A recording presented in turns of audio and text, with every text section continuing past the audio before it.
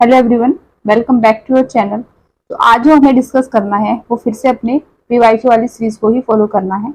अब तक मैंने आपको 2023 के अंदर जो आपके बोर्ड का एग्जाम कंडक्ट कराया गया था केमिस्ट्री का, उसके मैंने आपको सेक्शन ए, सेक्शन बी और सेक्शन सी एक्चुअली मैंने आपको हाफ करा दिया था। आज हम कंटिन्यू करेंगे सेक्शन सी के साथ और अपना सेक्शन डी तक आज सारे पीवाईक्यूज को हम खत्म कर देंगे। ठीक है, उसके बाद सिर्फ आपके पास फिर एक ही बचेगा सेक्शन, जो कि है सेक्शन डी।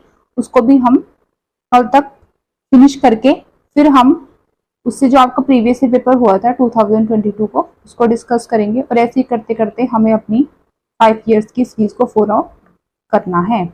ठीक है, तो चलो अब हम स्टार्ट कर देते हैं आज का सेशन। अभी तक देखो, जो आपका क्वेश्चन 25 था, 25 मैंने इससे पहले वाले पार्ट में आपको स्टार्ट कराया था और 25 के बी पार्ट तक मैंने सारे क्वेश्चन आपको करा दिए थे।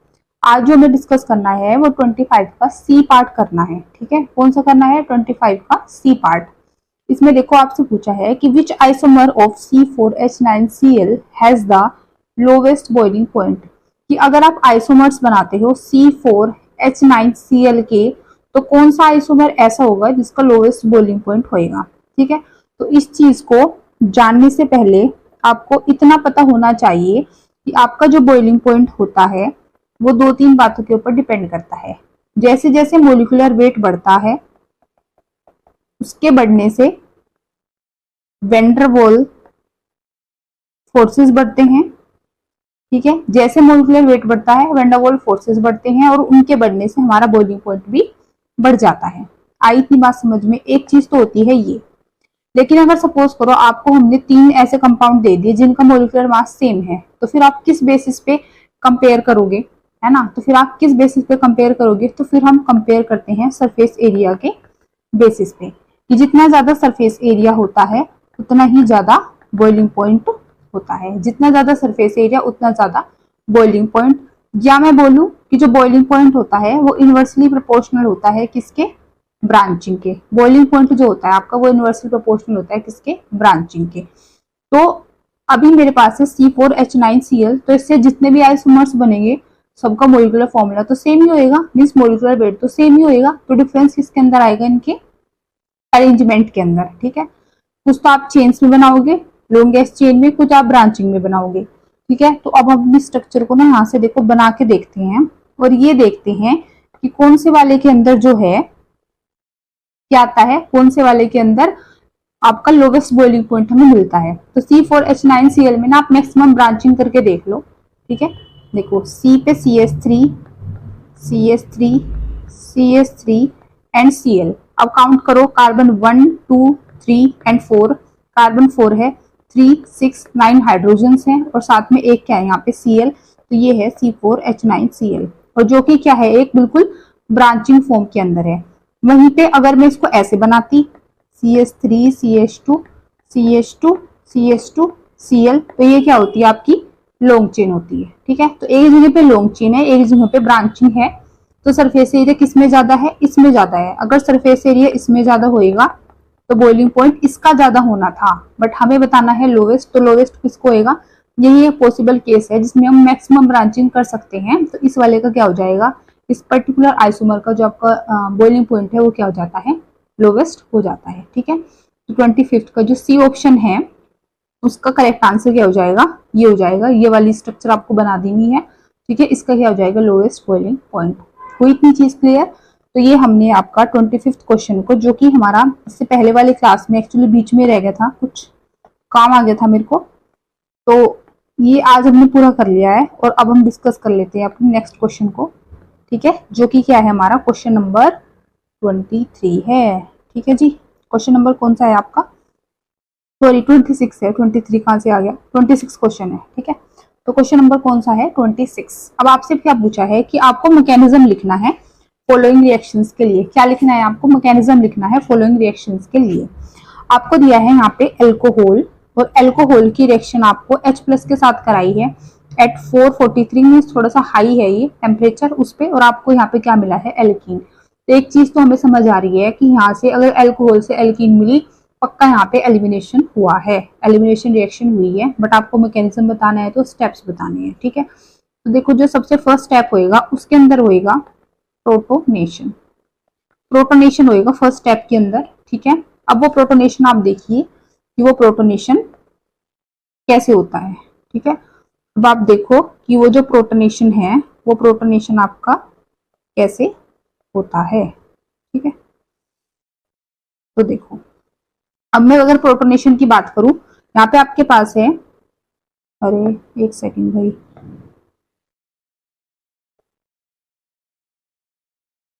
ये क्या हो रहा है बार बार,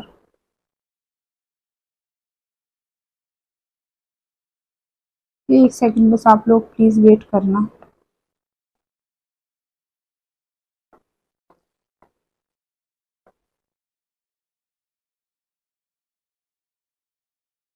ठीक है, हाँ।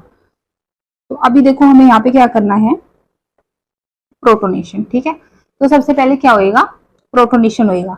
तो हमारे पास है यहाँ पे क्या चीज, एल्कोहल है ना। एल्कोहल के पास यहाँ पे क्या है, एल्कोहल में ऑक्सीजन है जिसके पास क्या है, 2 लोन पेयर्स है। साथ में आपके बैठा है कौन, प्रोटॉन, जो कि इलेक्ट्रॉन डेफिशिएंट है, तो ये अपना लोन पेयर इसको दे देगा। मीन्स हम बोल सकते हैं कि एल्कोहल यहाँ पे क्या हो जाएगा, प्रोटोनेट हो जाएगा बाय एक्सेप्टिंग द प्रोटॉन। तो यहाँ से जो बनेगा वो क्या बनेगा, CH3 CH2 and OH2 positive. ये जो पॉजिटिव चार्ज है ये आपका प्योरली ऑक्सीजन के ऊपर है, ये चीज आपको पता होनी चाहिए, ठीक है। देखो छोटी छोटी चीज अगर आप ऑर्गेनिक में ध्यान दोगे तभी आप ऑर्गेनिक के अंदर अपना थोड़ा सा बेस क्लियर कर पाओगे, ठीक है। तो यहाँ से फर्स्ट हमारे पास ये बना। सेकंड स्टेप के अंदर क्या होएगा, यहाँ पे फॉर्मेशन ऑफ कार्बोकटायन क्या होगी, फॉर्मेशन ऑफ कार्बोकटायन। और कार्बोकटायन क्या होता है, एक इंटरमीडिएट। अब यहाँ पे फॉर्मेशन क्यों हो रही है कार्बोकटायन की, क्या जरूरत है हमें फॉर्मेशन करने की कार्बोकटायन की, तो उसका कारण देखो ये है कि ऑक्सीजन के पास है पॉजिटिव चार्ज, ठीक है। और ऑक्सीजन एक इलेक्ट्रोनेगेटिव एलिमेंट है। कोई भी इलेक्ट्रोनेगेटिव एलिमेंट के ऊपर अगर इलेक्ट्रॉन की डेफिशिएंसी आती है तो वो क्या हो जाता है, अनस्टेबल। ऐसे यहाँ पे जो ऑक्सीजन है ये भी क्या है, अनस्टेबल है। तो इसको स्टेबल बनाने के लिए यहाँ से ये वाटर का जो मोलिक्यूल है ये बाहर निकल जाता है, ऑक्सीजन के ऊपर पहले से पॉजिटिव है, नेगेटिव लेके ये निकलेगा तो क्या बन जाएगा, न्यूट्रल बन जाएगा, है ना। और कार्बन के ऊपर क्या छोड़ देगा, पॉजिटिव। तो फॉर्मेशन हो जाएगी CH3 CH2 पॉजिटिव की, जो कि क्या है, एक कार्बोकटायन, एक इंटरमीडिएट है। साथ में वाटर मोलिक्यूल हमारा हो जाता है यहाँ से आउट। कार्बन के ऊपर क्या है, पॉजिटिव चार्ज। आप इसको थोड़ा सा ऐसे लिख लो, है ना, ऐसे। और इस कार्बन के ऊपर सेकंड वाले के क्या है, पॉजिटिव चार्ज। तो यहाँ से एक हाइड्रोजन आप ऐसे क्या कर दोगे, एलिमिनेट आउट कर दोगे, मतलब ये वाला बॉन्ड अपने इलेक्ट्रॉन्स को यहाँ पे ट्रांसफर कर देगा। तो यहाँ पे क्या हो जाएगा, थर्ड स्टेप के अंदर एलिमिनेशन क्या हो जाएगी, एलिमिनेशन रिएक्शन, जिसमें क्या हो सकती है, फॉर्मेशन ऑफ एल्कीन, ठीक है। जिसमें क्या हो जाएगी, फॉर्मेशन ऑफ एल्कीन। तो क्या बन जाएगा, CH2 डबल बॉन्ड CH2, ठीक है। तो बेसिकली अगर आपसे देखो ऐसे मैकेनिज्म पूछा है तो आपको बकायदा लिखना है। स्टेप 1 के अंदर प्रोटोनेशन हो रहा है, आपका एल्कोहल एक्सेप्ट कर रहा है प्रोटोन को। सेकंड स्टेप के अंदर आपको फॉर्मेशन दिखानी है कार्बोकटायन की by losing the water molecule, and in the third step आपको शो करना है elimination reaction by removing the H plus from the carbocation, ठीक है। और किसकी फॉर्मेशन हो रही है फिर यहाँ पे, एल्कीन की। तो ये हमने मैकेनिज्म यहाँ पे किया है। आई वाली चीज समझ में, तो इतना आपको ना करना पड़ेगा तभी आपको फुल मार्क्स मिलेंगे, ठीक है। आपको लिखना पड़ेगा किस स्टेप में फॉर्मेशन हो रही है कार्बोकटायन की, इंटरमीडिएट क्या बन रहा है, ये सब आपको यहाँ पे लिखना पड़ेगा, ठीक है। तो इतना हमने कर लिया। अब आप आ जाओ अपने नेक्स्ट क्वेश्चन के ऊपर, और जो कि नेक्स्ट क्वेश्चन क्या है आपका, नेक्स्ट क्वेश्चन क्या, नेक्स्ट पार्ट है 26 का बी पार्ट है। क्या है 26 का बी पार्ट, ये वाला, ठीक है। अब कह रहे हैं कि आपको मेन प्रोडक्ट लिखो। आपको 2 रिएक्शंस दे रखी है जिसके अंदर आपको मेन प्रोडक्ट लिखना है। एल्कीन है, एल्कीन कैसी है, अनसिमेट्रिकल, साथ में डाइबोरेन है और एक ऑक्सीडाइजिंग एजेंट है सेकंड स्टेप में। तो अगर आपको थोड़ा सा भी याद है, हमने ये चीज पढ़ी थी हाइड्रोबोरेशन ऑक्सीडेशन के अंदर, जो कि मैंने आपको पढ़ा दी है।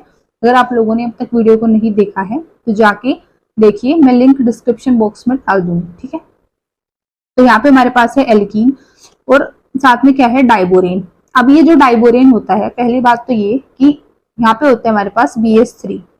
क्या होता है, BH3, जो कि एक्चुअली में ऐसे ब्रेकआउट करता है BH2 एंड H की फॉर्म में। तो फिर यहाँ पे हमें डाइबोरेन क्यों मिला लिखा हुआ, तो इसका रीजन ये है कि BH3 जो होता है ये एक इलेक्ट्रॉन डेफिशिएंट स्पीशीज होती है, क्योंकि इसके पास 6 ही इलेक्ट्रॉन्स होते हैं इसका ऑक्टेट कंप्लीट नहीं होता, जिसके कारण ये एक अनस्टेबल स्पीशीज होती है और स्टेबल होने के लिए ये अपना डाइमर बना लेती है जो होता है डाइबोरेन, दैट इज B2H6। ठीक है, क्या होता है जो कि B2H6। B2H6 काफी इंपॉर्टेंट है, इसकी बहुत सारी प्रॉपर्टीज भी हैं, इसके स्ट्रक्चर भी हैं। ठीक है, लेकिन हमें उतना नहीं पढ़ना है, जितना पढ़ना है उतनी बात करेंगे। तो इतना लेकिन पता होना चाहिए कि B2H6 हमें BH3 B2H6 की फॉर्म में क्यों मिलता है, क्योंकि BH3 क्या होता है, अनस्टेबल। ठीक है, तो सबसे पहले जैसे मैंने आपको बोला कि आपको BH3 को ऐसे तोड़ना है BH2 और हाइड्रोजन के अंदर। पॉजिटिव नेगेटिव का यहाँ पे हमें कोई पंगा ही नहीं रखना है ना। अब ये जो BH2 है ये हाइड्रोजन से थोड़ा बल्कि ग्रुप है, थोड़ा सा भारी ग्रुप है। तो आपको करना क्या है कि एल्कीन के अराउंड जो आपके 2 कार्बन हैं, आपको BH2 को उस कार्बन पे लगाना है जहां पे स्टेरिक हिंड्रेंस कम है। अब एक कार्बन के इधर आप देखो 2 ग्रुप्स हैं, CH2 CH3 इथाइल ग्रुप है, एक के इधर कोई भी ग्रुप नहीं है।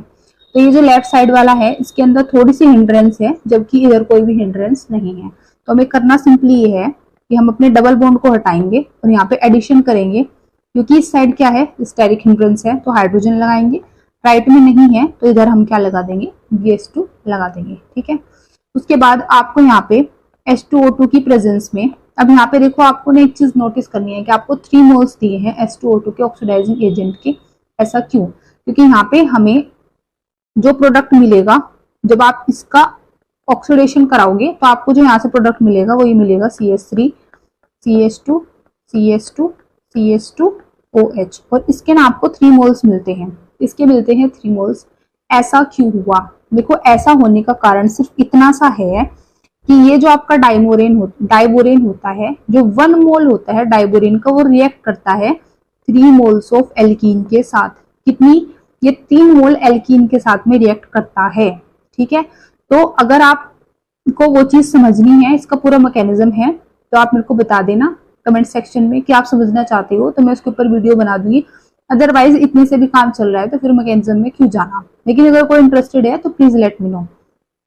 ठीक है ना, तो यहाँ पे जो बनेगा ना अल्कोहल, इसके कितने मिलेंगे हमें, फिर 3 मोल्स मिलेंगे, क्योंकि ये जो ऑक्सीडाइजिंग एजेंट भी यहाँ पे 3 दिख रहा है। कारण क्या है, ये 1 मोल जो होता है डाइबोरेन का, ये रिएक्ट करता है 3 मोल्स ऑफ एल्कीन के साथ, 1 मोल रिएक्ट करेगा 3 के साथ, इसीलिए हमें यहाँ पे एंड प्रोडक्ट में 3 मोल्स मिलते हैं अल्कोहल के, और साथ में आपको बाय प्रोडक्ट मिलता है BOH का थ्राइस, और जिसको आप क्या लिख सकते हो H3BO3, और जो कि क्या होता है, बोरिक एसिड। क्या होता है ये, बोरिक एसिड, ये एक बाय प्रोडक्ट है। और आपसे बिल्कुल पूछ सकते हैं एग्जाम्स के अंदर कि हाइड्रोबोरेशन ऑक्सीडेशन में बाय प्रोडक्ट क्या निकलता है आफ्टर ऑक्सीडेशन, तो क्या निकलता है, बोरिक एसिड। क्या निकलता है, बोरिक एसिड। तो ये चीज आपको नोट डाउन कर लेनी है। आई थी बात समझ। इसके बाद अब आप आ जाओ इसके सेकंड पार्ट पे। ठीक है, तब तक आप लोग क्वेश्चन पढ़ो, मैं यहाँ से सारा का सारा ये खिचड़ी को मिटा देती हूँ। ठीक है, तो अब जल्दी से आप लोग पहचानो, अगर आप लोगों की तैयारी ठीक ठाक है तो आप देख के बता दोगे कि ये जो रिएक्शन है ये एक नेम रिएक्शन है, और वो भी ये कौन सी नेम रिएक्शन है ये आपको बताना है। तो जल्दी से बताओ कि ये कौन सी नेम रिएक्शन है। फिनोल की रिएक्शन हम एक्वस NaOH बेस के साथ करा रहे हैं, साथ में CO2 और एसिडिक कंडीशन है। तो कौन सी रिएक्शन है ये तो कौन सी थी, ये तो थी हाइड्रोबोरेशन, है ना। ये कौन सी है, ये है कोलबेज रिएक्शन। कौन सी है ये, कोलबेज रिएक्शन। जब भी आप फिनोल की रिएक्शन एक्वस NaOH के साथ कराते हो, यहाँ पे आपको मिलता है सोडियम फिनॉक्साइड, जो कि क्या होता है आपका एक्टिवेटिंग ग्रुप होता है। क्या होता है, एक्टिवेटिंग ग्रुप। क्या होता है, सोडियम फिनॉक्साइड। इसकी रिएक्शन यहाँ से ये आपको A मिला। इसकी रिएक्शन जब आप CO2H+ के साथ कराते हो तो यहाँ पे आपको OH और साथ में क्या मिलता है, COOH, और ये आपका क्या होता है, सैलिसिलिक एसिड। क्या होता है जी, ये सैलिसिलिक एसिड।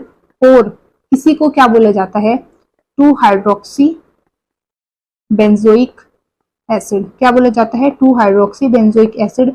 मैं नाम इसलिए लिखती हूँ क्योंकि कई बार ना आपसे डायरेक्ट आपको बोल देंगे कि आपके पास ये फिनोल है और उससे मिल रहा है 2 हाइड्रोक्सी बेंजोइक एसिड या सैलिसिलिक एसिड, बताओ कौन सी नेम रिएक्शन है, या आपसे रिएजेंट पूछ लेंगे, है ना। तो अगर आप कोई भी चीज पढ़ रहे हो तो फिर उसको डिटेल में पढ़ो, आधा अधूरा नहीं पढ़ना।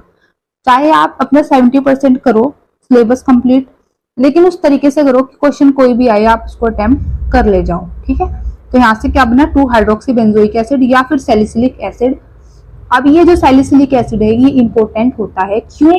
क्योंकि अगर आप इस सैलिसिलिक एसिड की रिएक्शन एसिटिक एनहाइड्राइड के साथ कराते हो तो वहां से आपको मिलता है एस्पिरिन। क्या मिलता है? एस्पिरिन मिलता है। क्या मिलता है? एस्पिरिन मिलता है। आई बात समझ में? ठीक है, तो आपसे ये भी पूछ सकते हैं कि एस्पिरिन की फॉर्मेशन कौन सी रिएक्शन की हेल्प से हो सकती है?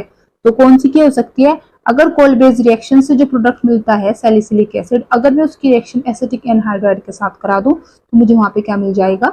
एस्पिरिन मिल जाएगा। ठीक है, तो ये आपका जो केमिस्ट्री इन एवरीडे लाइफ, आपका शायद अब तो वो नहीं है सिलेबस में, पहले था ये चैप्टर, उसके अंदर ये एस्पिरिन जो था इसके बारे में बड़ा डिटेल में दे रखा था, और अभी भी एल्कोहल्स के अंदर आपको बना के भी दिखाया हुआ है एस्पिरिन। ठीक है, किससे? सैलिसिलिक एसिड से। तो आपको याद रखना है, ठीक है, कि कोल बेस रिएक्शन की हेल्प से आप किसकी फॉर्मेशन कर सकते हो यहाँ पे?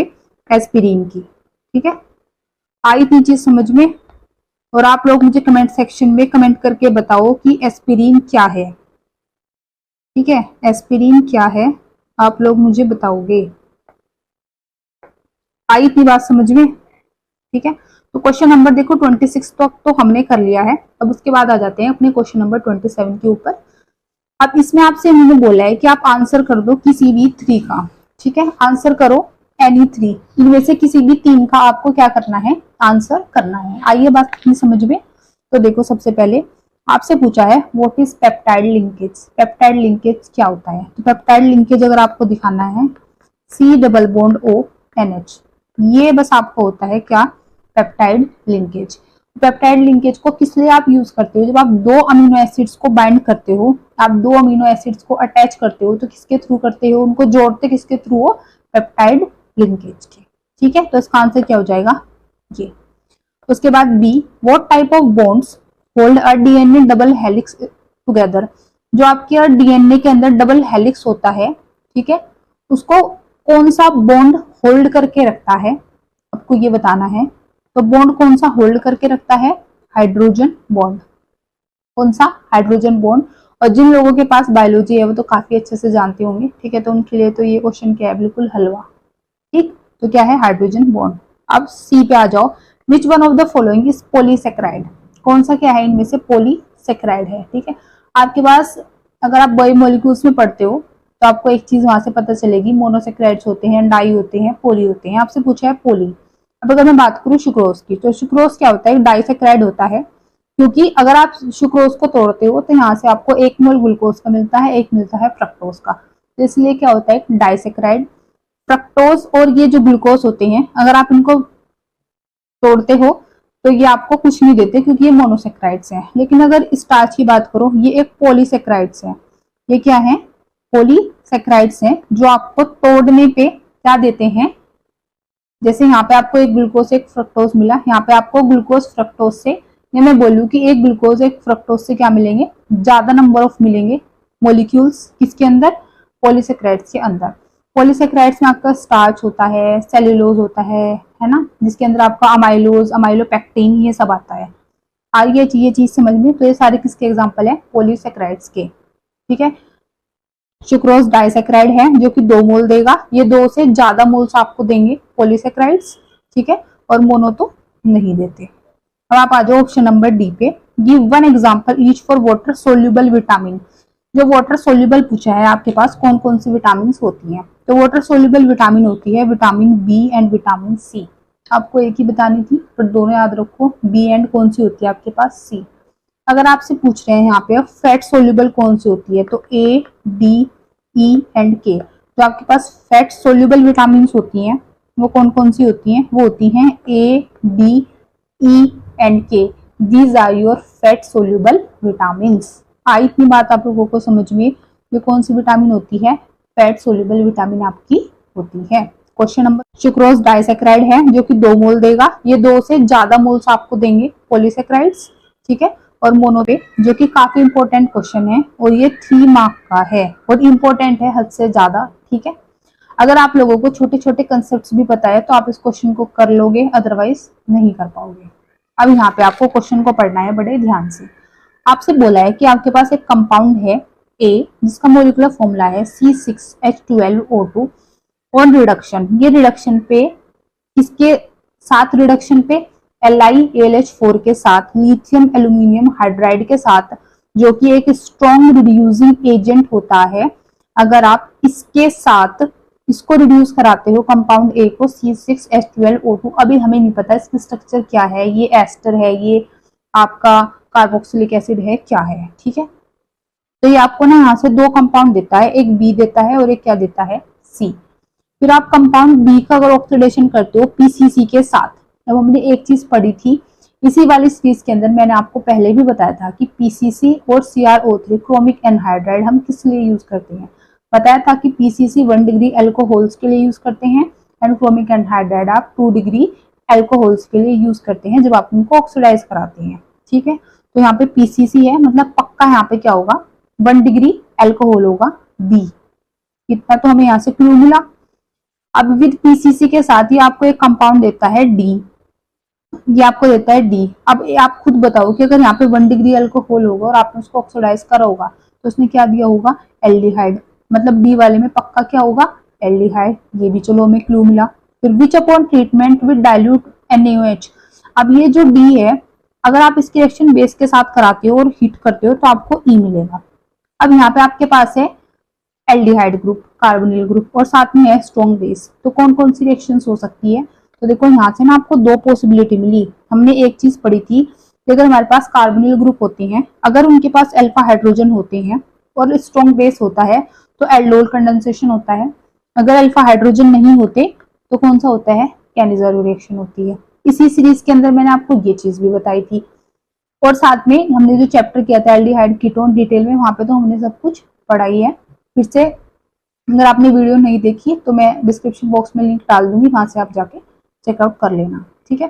तो चलो एक चीज हमें यहाँ से फिलहाल और पता चली कि यहाँ पे आपका या तो एल्डोल कंडेंसेशन होगा या क्या होगी, कैनिज़ारो रिएक्शन। अल्फा हाइड्रोजन होगा तो एल्डोल करा देंगे, अदरवाइज क्या करा देंगे, कैनिज़ारो, ये क्लू मिला। अब कंपाउंड ई का अगर आप कैटालिटिकल हाइड्रोजनेशन कराओगे, कैटालिटिकल हाइड्रोजनेशन मतलब कैटलिस्ट की प्रेजेंस में जब आप हाइड्रोजन को ऐड कराओगे तो यहाँ से कंपाउंड क्या मिल रहा है, फिर सी मिल रहा है। मीन्स अगर आप यहाँ से जो एल्कीन मिलेगी, अगर एल्डोल या कैनिज़ारो जो भी आप कराओगे, ठीक है, वहां से जो आपको मिलेगा प्रोडक्ट, उसका अगर आप पीसीसी के साथ हाइड्रोजनेशन कराओगे तो आपको क्या मिलेगा, सी। मीन्स ई के अंदर एल्कीन की फॉर्मेशन पक्का है, क्योंकि एल्कीन पे तो आप कराओगे ना हाइड्रोजनेशन, ठीक है। फिर जो कंपाउंड डी है अगर आप उसको ऑक्सीडाइज करोगे तो वो आपको कंपाउंड क्या देगा, एफ देगा। हो गई पूरी कहानी खत्म। अब देखो which is found to be monobasic acid, की जो एफ है वो एक मोनोबेसिक एसिड है जिसका मोलिकुलर वेट कितना है, 60। अब इन्होंने बोल दिया ABCDEF सब कुछ बता दो। अब थोड़ा सा अगर आप अपना दिमाग को लगाओ तो एक चीज देखो, यहाँ पे है C6H12O2, आपके पास 2 ऑक्सीजन है, और ऐसे कौन कौन से फॉर्मूले हैं जिसमें आपके पास 2 ऑक्सीजन होते हैं, ऐसे कौन कौन से फंक्शनल ग्रुप है। एक तो देखो आपके पास है कार्बोक्सिलिक, और दूसरा आपके पास क्या होता है, एस्टर। या तो कार्बोक्सिलिक होगा या यहाँ पे क्या होगा, एस्टर फंक्शनल ग्रुप होगा। लेकिन अगर आप थोड़ा सा एक चीज यहाँ पे पकड़ो, वो क्या है कि जो कंपाउंड एफ मिलता है वो एक मोनोबेसिक एसिड है। क्या है, मोनोबेसिक, जिसका मोलिकुलर वेट कितना है, 60, ठीक है, जिसका मोलिकुलर वेट कितना है, 60 है, और वो साथ में क्या भी है, एक मोनोबेसिक एसिड भी है। वो क्या है, मोनोबेसिक एसिड, मतलब मोनोबेसिक वो ये है RC डबल बॉन्ड OH, ठीक है। अब C डबल बॉन्ड OH अगर आप इसका मोलिकुलर वेट निकालते हो तो कितना होता है, कार्बन का कितना होता है, 12, एक ऑक्सीजन का 16, दूसरे का कितना होता है, 32, और +1 हाइड्रोजन का, तो कितना हो गया, ये हो गया है आपका 45। कितना हो गया, 45। मतलब यहाँ पे ये जो R ग्रुप है इसका कितना होना चाहिए, 15 मोलिकुलर वेट, और 15 किसका होता है, अगर मैं CH3 लिखूं, कार्बन का 12 और हाइड्रोजन का 3, मतलब कि यहाँ पे जो आपका मोनोबेसिक है वो है CH3 C double bond OH। कैसे पता चला, इन्होंने बोला इसका मोलिकुलर वेट कितना है, 16, 45 तो इसी का आ गया, सॉरी 16 नहीं, सॉरी 60 है ना, 45 तो इसी का आ गया और 15 बचा इसका, तो टोटल कितना आया, 60। तो आपको एक चीज तो पता चली कि यहाँ पे जो F है वो क्या है, CH3COOH। क्या है यहाँ पे आपका F, CH3COOH। बताओ, इतनी आपको बात पल्ले पड़ी, थोड़ा सा आपने अपना दिमाग का इस्तेमाल करा और इतनी बात हमने यहाँ से निकाल ली। ठीक है, तो एफ तो क्या हो गया हमारा, एफ तो क्या हो जाता है यहाँ से हमारा CH3COOH। आई इतनी बात समझ। अब आप एक चीज देखो, the compound D is oxidised further to give compound F।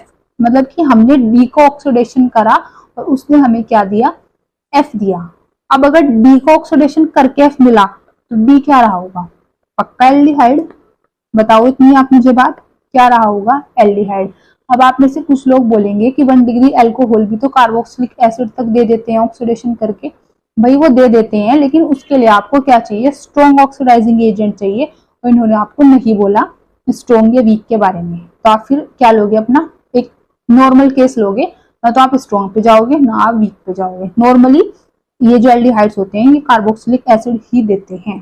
ठीक है, अगर किसी को भी उस वाली चीज में डाउट है कि भाई 1 डिग्री अल्कोहल भी तो दे देते हैं ना, कार्बोक्सिलिक दे देते हैं अगर आप स्ट्रॉन्ग ऑक्सीडाइजिंग एजेंट को यूज करते हैं, बट आपने नहीं करा तो आप क्या मानोगे इसको, एल्डिहाइड। ठीक है जी, तो यहाँ से डी तो आपका क्या हो गया है, एल्डिहाइड।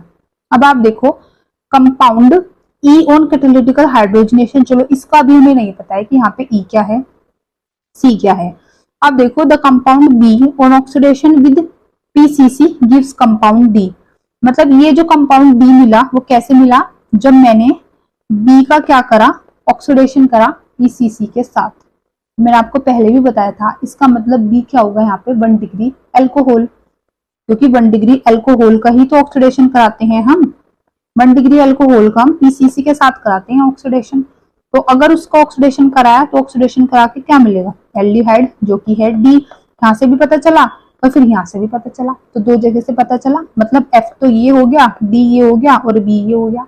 बताओ यहाँ तक आपको कोई भी समस्या है क्या। ठीक है, क्योंकि पीसीसी हम 1 डिग्री के लिए यूज करते हैं, क्रोमिक एनहाइड्राइड 2 के लिए करते हैं, 3 डिग्री तो आपके एलिमिनेशन रिएक्शन शो करते हैं, वो ऑक्सीडेशन करते ही नहीं। तो आपने अब तक मेरे को ये बताओ यहाँ से क्या क्या निकाला, एफ निकाला क्या है आपका, है ना, आपने डी भी बता दिया क्या है, आपने बी भी बता दिया क्या है।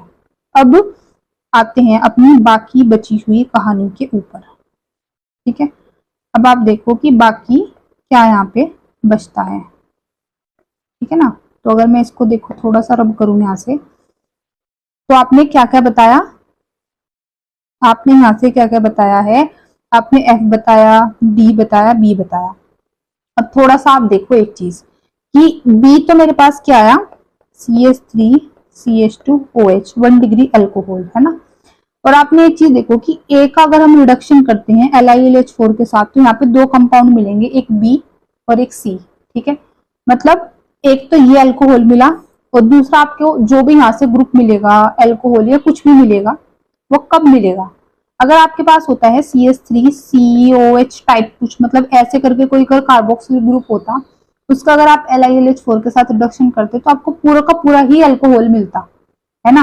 बट यहाँ पे एक ही अल्कोहल मिला है और एक कुछ और मिला है, मीन्स 2 प्रोडक्ट मिले हैं। और 2 प्रोडक्ट किसके केस में मिलते हैं, आप किसका रिडक्शन कराते हो, तो अगर आपको याद है तो हम एस्टर्स का रिडक्शन कराते हैं। किसका कराते हैं, जब हम एस्टर्स का रिडक्शन कराते हैं तब हमें क्या मिलते हैं, ऐसे 2 प्रोडक्ट्स मिलते हैं। तो C6H12O2 को अगर आप लिखो ऐसे, देखो CH3 CH2 CH2 C double bond O CH2 CH3। अब मेरे को क्यों पता, कैसे पता चला या मेरे को क्यों पता कि ये स्ट्रक्चर होगी, क्योंकि मेरे को एक चीज पता चली है यहाँ से कि जो B है ना वो ये है CH3 CH2OH है मेरा B। ठीक है, मतलब ये वाला इतना पार्ट, कि जब मैं एस्टर को क्या करूंगी रिड्यूस, तो इतना वाला पार्ट ये रिड्यूस होके क्या दे रहा है मेरे को, CH3 CH2OH दे रहा है, B ये दे रहा है। ठीक है, आई इतनी बात समझ में। तो फिर जो C होगा, जब मैं इसका रिडक्शन मैंने किया होगा तो फिर मेरे को यहाँ से जो C मिला होगा वो ये मिला होगा, CH3 CH2 CH2 CH2। मतलब ये क्या हो गया है, C। F पता चला, B पता चला, B पता चला, 2 जगह से C पता चला, साथ में A भी पता चला। क्या पता चला, A भी पता चला, ठीक है, C भी पता चला, सिर्फ रहता है E। बस अब क्या बचा है हमारे पास, E। तो E को भी देख लेते हैं कि E क्या होगा। ठीक है, तो देखो हर जगह से ना ऐसे लिंक निकल रहे हैं कि हम इजिली फाइंड आउट कर रहे हैं। और बोर्ड्स में आपको अगर इस टाइप का सवाल मिलेगा तो वो इतना ही बड़ा मिलेगा, कुछ ज्यादा इससे लंबा चौड़ा नहीं मिलेगा। बस आपको ना अपने दिमाग को थोड़ा सा खुला रखना है, दही चीनी को खा के जाना है एग्जाम में, ताकि दिमाग आपका इधर उधर ना भटके, बस सवाल कर ले। ठीक है, तो देखो अब कंपाउंड जो डी हमारा बना, ये हमने मिटा दिया पता नहीं क्यों, CH3CH2, आई थिंक CH2CHO, ये बना था ना डी, चेक करो आप लोग एक बारी, ये तो बना था हमारा डी, है ना। क्या बना था डी, यही बना था ना कि हाँ, compound A on reduction with LiLH4, इसने दो कंपाउंड दिए थे B and C. Compound B का जब ऑक्सीडेशन करा था अल्कोहल, है ना, PCC gives the compound D. अच्छा अच्छा ठीक है, नहीं कंपाउंड डी तो आपका ना क्या बना था, एक सेकेंड, ये आपका बना था कंपाउंड सी बना था, ये तो सॉरी है ना, कंपाउंड सी बना था। तो कंपाउंड डी जो हमारा बना था वो ये भी बना था, लिखा तो है CH3CHO। अब मैं इसको क्यों देख रही हूँ डी को, क्योंकि एक चीज पढ़ो यहाँ से कि compound D which upon treatment with dilute base, उसकी अगर मैं ट्रीटमेंट कराती हूँ डाइल्यूट बेस के साथ तो मुझे वहां से क्या मिलता है, ई मिलता है। तो CH3CHO की अगर मैं बेस के साथ रिएक्शन कराऊं तो आप इसको ऐसे भी तो लिख सकते हो ना, CH3C double bond OH, carbonyl group के बगल में है अल्फा हाइड्रोजन, साथ में क्या है स्ट्रॉन्ग बेस। तो करा दो रिएक्शन, कौन सी रिएक्शन है जल्दी से बताओ, कौन सी नेम रिएक्शन है, ये है एल्डोल कंडेंसेशन। कौन सी है ये, कौन सी नेम रिएक्शन है ये आपकी, ये है एल्डोल कंडेंसेशन। तो 2 मोल्स आपने इसके लिए, बेस के साथ आपने यहाँ से क्या करा दी है, रिएक्शन करा दी है, किसके साथ करा दी है आपने यहाँ से, बेस के साथ रिएक्शन करा दी है। तो आपको यहाँ से क्या मिला, CH3CH डबल बॉन्ड CH तो आपने बेस के साथ रिएक्शन कराई और साथ में हीटिंग मिली, ये मैंने डायरेक्ट लिख दिया आपका एल्डोल कंडेंसेशन। फिर से अगर आपको नहीं पता एल्डोल कंडेंसेशन, फिर से मैं वीडियो का लिंक डिस्क्रिप्शन बॉक्स में डाल दूंगी, जाके प्लीज देख लेना, कि जब तक आप देखोगी नहीं आपको समझ आएगा नहीं। और देखो ऐसे पॉसिबल है नहीं कि मैं हर एक मीन्स हर एक टॉपिक पे यहाँ पे जो भी आता है मैं फिर उसको डिटेल में समझाऊं, ऐसे फिर हमारी PYQ नहीं कुछ और सीरीज बन जाएगी, है ना। तो इतना आप समझना, तो आप जाके देख लेना, मैं बस ये है कि मैं लिंक डाल सकती हूँ और मैंने ये चीज पढ़ा रखी है तो वहां से देख लेना जाके, ठीक है। तो ये बन गया हमारा ई, ठीक है, हीटिंग के बाद। अब compound E on catalytical hydrogenation gives compound C. तो अगर मैं इसका कैटालिटिकल हाइड्रोजनेशन करूं मींस इसकी रिएक्शन में H2 के साथ कराऊं तो यहाँ से फिर मुझे CH3 CH2 CH2 CHO मिल रहा है, तो जो कि हमारा क्या है C, ठीक है। यहाँ से भी पता चला ये C है, और ऊपर से जब मैंने इसकी रिएक्शन कराई तब भी पता चला ये C है। तो अब आप खुद देखो कि हमें 2-2 बार कंफर्म हो रहा है कि हाँ हमारा यही प्रोडक्ट है ना। कितनी बार, 2-2 बार, लेकिन उसके लिए ना फिर आपको एक एक चीज पढ़नी पड़ेगी ध्यान से। अगर आपको ऐसे सवाल अपना अटेम्प्ट करना है तो आपको पढ़ना पड़ेगा, ठीक है। और ये चीज समझ, तो अब आप लोग क्या करो, सबसे पहले ए जो बना वो बना देखो CH3 CH2 CH2 C double bond O CH2 CH3, ये तो आपका बना है ए निकल के आया है, बना क्या है ना। बी बना था आपका CH3 CH2 OH, सी आपका आया था यहाँ से CH3 CH2 CH2 CHO, ठीक है। तो डी क्या आया था निकल के CH3 CHO, ई क्या आया था निकल के CH3 CH double bond CHO, और एफ क्या आया था निकल के CH3 COOH। तो ये सारे प्रोडक्ट है जो हमने इस रिएक्शन के दौरान फाइंड आउट करे, A B C D and E F, ठीक है, F तक। तो यहाँ तक हमने कर लिया है अपना सेक्शन सी को पूरा का पूरा कंप्लीट। आई इतनी बात समझ। अब इसके बाद है सेक्शन डी, जिसके अंदर केस बेस वाले क्वेश्चंस हैं, ठीक है, जिसके अंदर क्या है केस बेस वाले क्वेश्चंस हैं।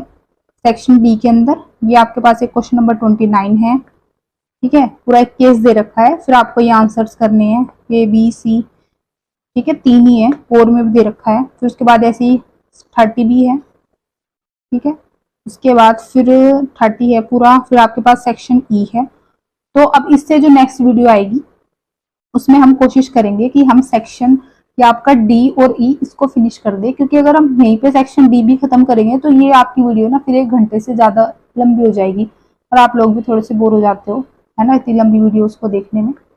तो इसलिए अब नेक्स्ट पार्ट के अंदर हम सेक्शन डी को प्योरली अपना स्टार्ट करेंगे। आप लोगों को कोई भी दिक्कत है, कोई भी डाउट है तो कमेंट सेक्शन में बता दिया करो, ठीक है, तभी तो मुझे पता चलेगा ना क्या समझ आ रहा है क्या नहीं आ रहा। आई थी बात समझ में। तो आज के लिए इतना ही। Thank you so much.